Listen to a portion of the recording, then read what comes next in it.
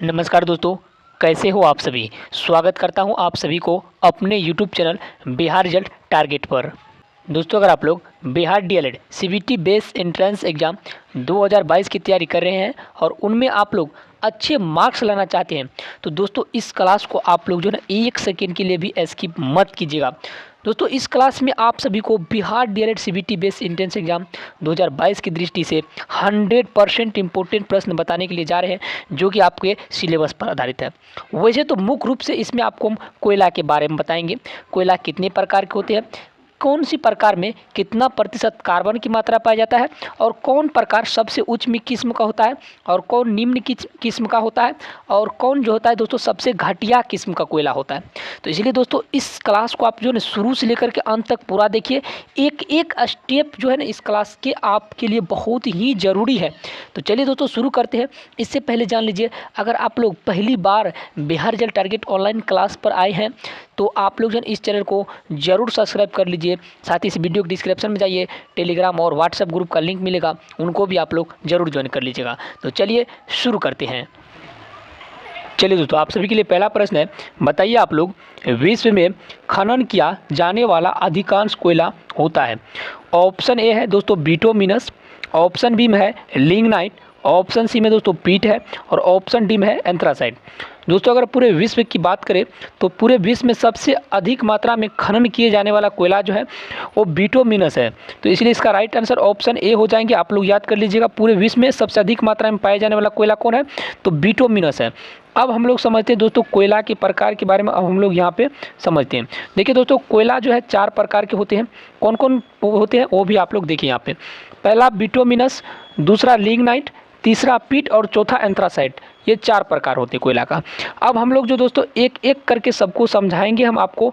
Anthracite में कितना carbon की मात्रा पाया जाता है, पीट में कितना पाया जाता है, लिग्नाइट में कितना प्रतिशत पाया जाता है, और बिटुमिनस में कौन सबसे उच्च किस्म का है।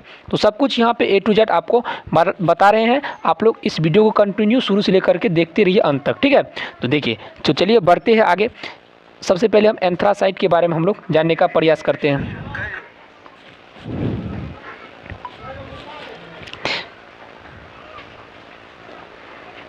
दोस्तों, अगर आप लोग एंथ्रासाइट की अगर बात कीजिएगा तो एंथ्रासाइट सबसे उच्च कोटि का कोयला माना जाता है, ठीक है। एंथ्रासाइट सबसे उच्च कोटि का कोयला है। इसमें दोस्तों कार्बन की मात्रा जो है 94 से 98% तक इसमें कार्बन की मात्रा पाई जाती है। अब आपको प्रश्न आ सकते हैं कि एंथ्रासाइट कोयला भारत के किस क्षेत्र में पाया जाता है। तो आप लोग याद देखिए दोस्तों, एंथ्रासाइट कोयला जो है भारत के केवल कारगिल क्षेत्र की टर्शियरी चट्टानों में पाया जाता है। यहाँ से आपको कितना प्रश्न बना, सबसे उच्च किस्म का कोयला कौन है दोस्तों, एंथ्रासाइट है। आप लोग याद रखिएगा। आपको और पूछ सकता है कि एंथ्रासाइट में कार्बन की मात्रा कितना प्रतिशत पाया जाता है। तो इसमें जो दोस्तों 94 से लेकर के 98% तक इसमें कार्बन की मात्रा पाई जाती है। यह भारत में कहाँ कहाँ पाए जाते हैं, तो याद रखिएगा ये भारत में केवल एक ही जगह कारगिल क्षेत्र के टर्शियरी चट्टानों में एंथ्रासाइट कोयला पाया जाता है। दूसरा है दोस्तों बिटुमिनस।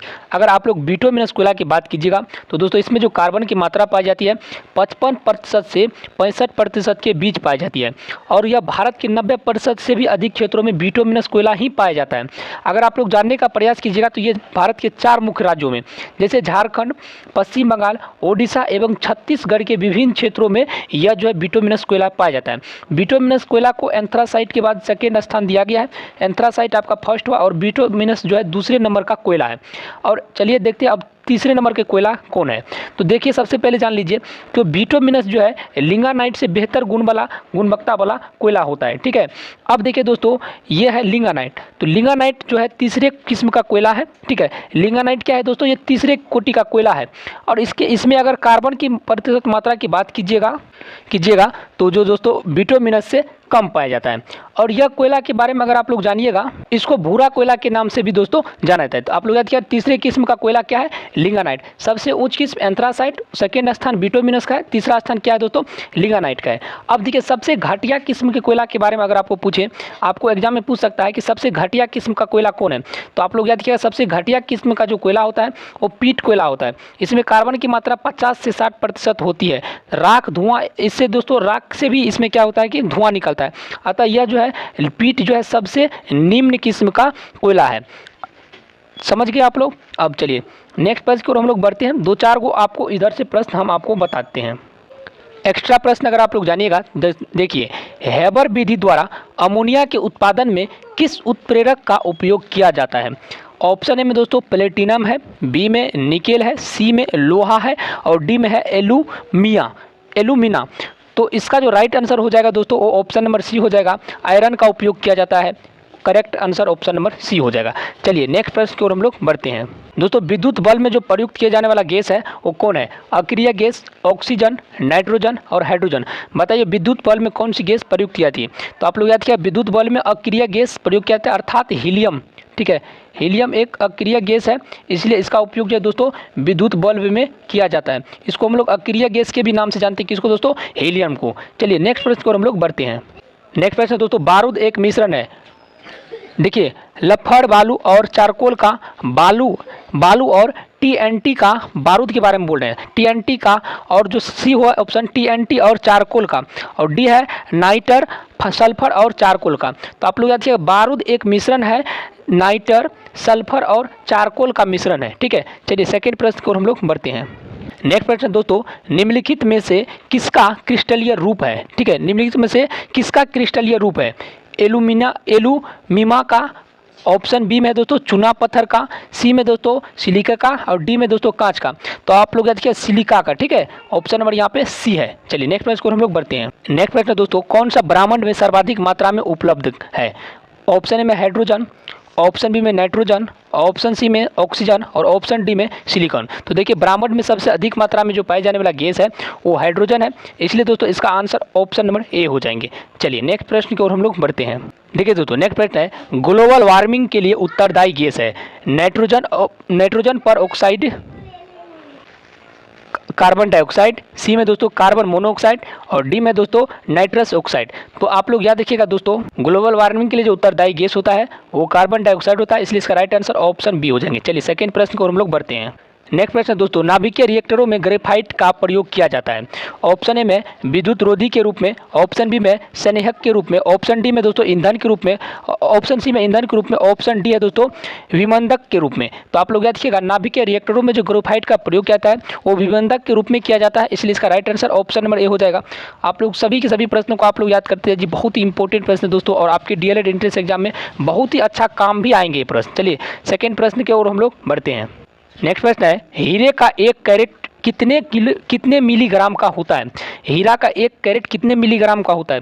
ऑप्शन ए में 150, बी में 100, सी में 200 और डी में 250। तो आप लोग याद रखिएगा हीरा के एक कैरेट में जो मिलीग्राम होता है वो 250 मिलीग्राम होता है, 200 मिलीग्राम होता है, इसलिए इसका राइट आंसर ऑप्शन नंबर यहाँ पे आपको सी हो जाएंगे। याद रखिएगा दोस्तों बहुत ही ज़्यादा इंपॉर्टेंट प्रश्न है और ये आपके डीएलएड एंट्रेंस एग्जाम में पूछे भी जा सकते हैं। ठीक है, तो आप लोग कहते हैं हीरा का एक कैरेट में जो मिलीग्राम होता है, ठीक ना, वो होता है 200 mg का, यानी मिलीग्राम का। ठीक है, चलिए नेक्स्ट प्रश्न को हम लोग बढ़ते हैं।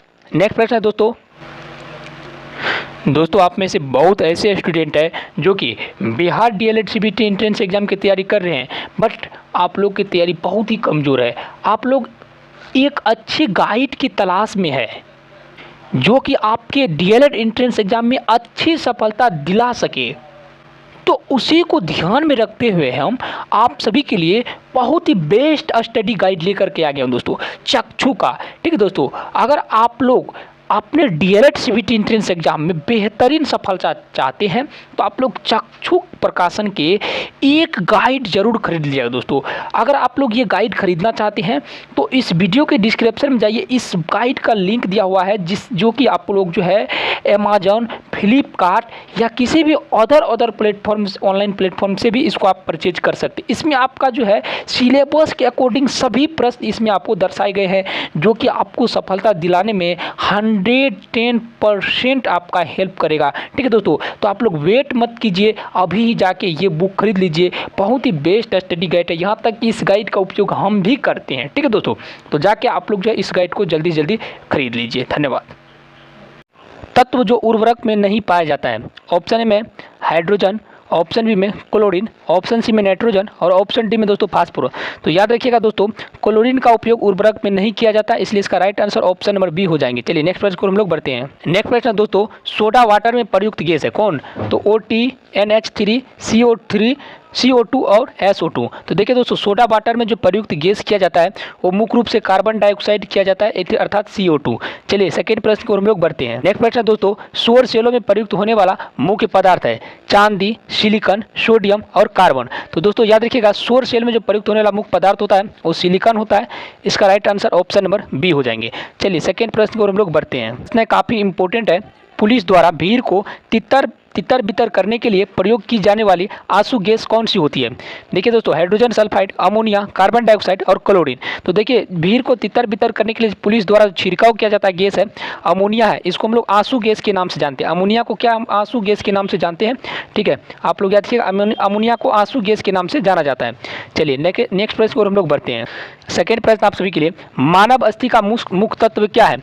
ऑप्शन ए में Fe, ऑप्शन बी में दोस्तों P पोटेशियम और ऑप्शन सी में दोस्तों Zn और ऑप्शन सी में दोस्तों डी में दोस्तों कैल्शियम। तो देखिए, मानव अस्थि में जो प्रयोग होने वाला मुख्य तत्व है वो P है। ठीक है, अर्थात दोस्तों इसको हम लोग फास्फोरस के नाम से जानते हैं। चलिए सेकेंड प्रश्न को हम लोग बढ़ते हैं। सेकेंड प्रश्न दोस्तों, ओजोन परत मुख्यतः कहाँ अवस्थित रहती है?